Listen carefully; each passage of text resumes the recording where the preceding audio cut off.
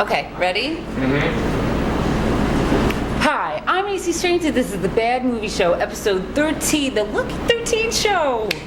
And tonight I'm at my favorite bar, by Lucky 13, on the corner of 13th and 5th Avenue in Brooklyn. And they're known for having hot as hell bartenders and sexy chicks on the bar while playing the heaviest metal, hardcore, and punk rock. And the best part is they got some cute bar backs that play the craziest freaking movies ever. They play gore, slasher flicks, they play kung fu movies, exploitation. It's freaking awesome. So tonight I'm giving you 3 movies that are extremely visual. They're just as good with the volume off as they are when you're paying attention. So first up, I have Hobo with a Shotgun, Alliance Films 2011, not rated, written by John Davies, edited and directed by Jason Eisner, starring Rutger Hauer. Now, Hobo gets off the train in Hopetown, or Scumtown, which is really the worst town on earth. It's hell on earth, where prostitution, drug use, torture, and murder run rampant in the streets. Okay? So, and they're also like controlled by a crazy villain named the Drake and his sons, Ivan and Slick. And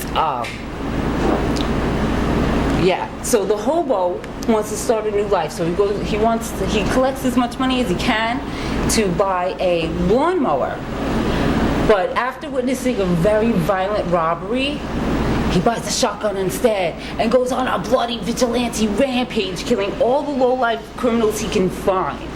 But the Drake and his sons, especially Slick, are not happy. They go on a bloody rampage of their own, and they turn the town, the whole entire town, against all the homeless people in Scumtown.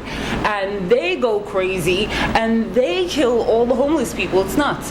Anyway, the hobo and his new friend Abby, who's a young prostitute, won't go down without a fight. Okay? And after the hobo kills one of the Drake's sons, the Drake sets out the plague. These two, like, killing machines in iron suits that are just set waste to a whole hospital looking for the hobo. Okay? But the hobo and his friend Abby fight to the very end.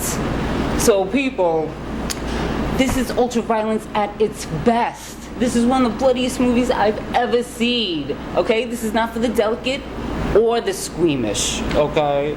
So if you're not into this, don't bother. But if you're into this, go out and buy it tomorrow. Just put it in your collection, that's it, because this is fucking awesome. Okay? This is a 4.5, and just go out and get it. You'll thank me. Trust me.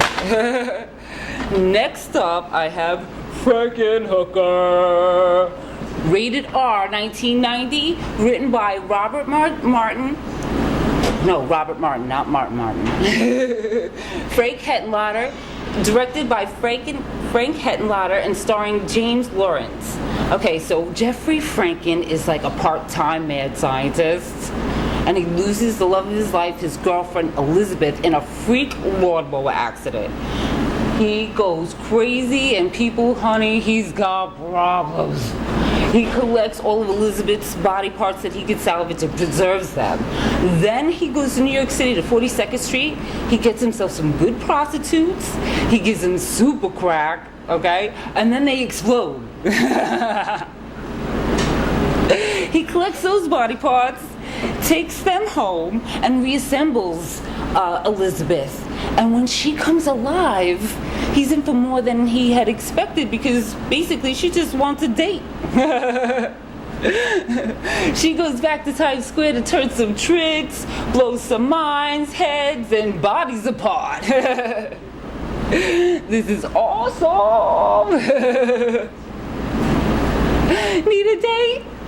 Got some money?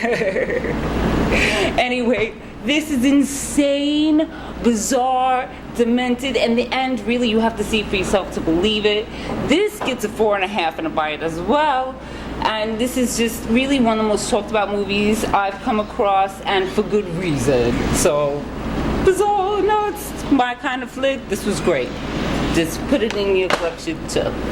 So, last but not least, oldie but goodie, The Warriors. Rated R, 1979. Paramount Pictures, based on a novel by Saul Urich, screenplay by David Shaver and Walter Hill, directed by Walter Hill. So, the Warriors leave Coney Island to go to a gigantic underground gang meeting led by Cyrus, the one and only, who proposes that all the 100,000 gang members become one gang. And during the meeting, somebody kills Cyrus. And the murder is pinned on the Warriors. But they don't know that they're pinned for the killing. And they have to bop it all the way back to Coney. And they come face to face with a whole bunch of gangs, honey. They meet the Turnbull ACs, the Orphans, Baseball Furies, the Lizzies, the Rogues, and the Gramercy Riffs before they get to CI. So this is as iconic as they get. If you haven't seen this movie yet, shame on you. Shame, shame, shame. People, this gets a 5. Okay? My husband can recite this word for word right now. So you should already own this. And if you don't, 5. People, this movie is amazing. Especially growing up in Brooklyn, it's always been a big deal here. So that's it for me tonight. What do you think? I thought tonight's show was awesome. What do you think? Please let me know. And tonight marks the 6 months that I've been doing the Bad Movie Show, so I want to say thank you very much for watching. Thank you to Melody and Jean and everybody here at Lucky 13. And thank you to my friend Franklin, who directed tonight's episode. And of course, my husband Lonnie, who helped me put this together. And I'm looking for the next few months. So please comment, let me know what you want to see. And as always, watch more movies. I'm AC Strange, and this is the Bad Movie Show. Good night.